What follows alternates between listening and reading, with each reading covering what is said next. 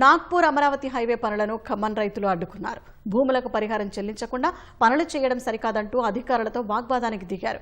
ఎకరం ధర కోట్లలో పలుకుతుంటే 20 లక్షలు ఇస్తామంటున్నారని ఆవేదన వ్యక్తం చేశారు.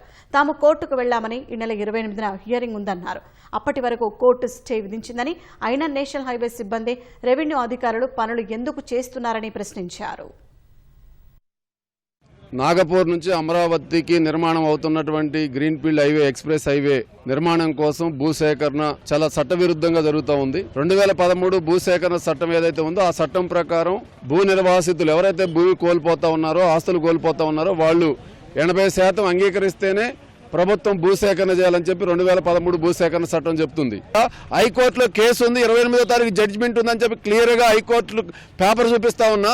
ఈ 3 రోజులు ఎందుకు ఆధృతంగా చేయాలా అని మీరు పోలీసు వారిని పెట్టుకుని ఎందుకు మా పొలాలు ఆక్రమించుకుంటున్నారంటే భూమి అంతా మా ఆధీనంలో ఉందని చెప్పుకోవడానికి కోర్టులో రేపు 28వ తారీఖు జడ్జిమెంట్కి మీరు హైకోర్టులో వాదన ఏంటంటే ఆల్రెడీ భూమి మా హ్యాండ్ఓవర్లో ఉంది, రైతుల చేతుల్లో ఈ భూమి లేదు అని చెప్తున్నారు. తహసీల్దార్ గారు రాతపూర్వకంగా రాసియండి, మీరు నేషనల్ హైవే అథారిటీకి హ్యాండ్ ఓవర్ చేసిన అంటే నేను రాసియని అంటున్నారు. రైతులకు అన్యాయం జరగదంటున్నారు. ఏంటి 1-2 కోట్ల రూపాయలు నిలవే భూమి అండి ఇక్కడ. ఇది ఇప్పుడు మనం నిలబడి చూసే భూమి 2 కోట్ల ఎకరం భూమి 20 లక్షలు ఇస్తామంటున్నారు. ఇది అన్యాయం కదా?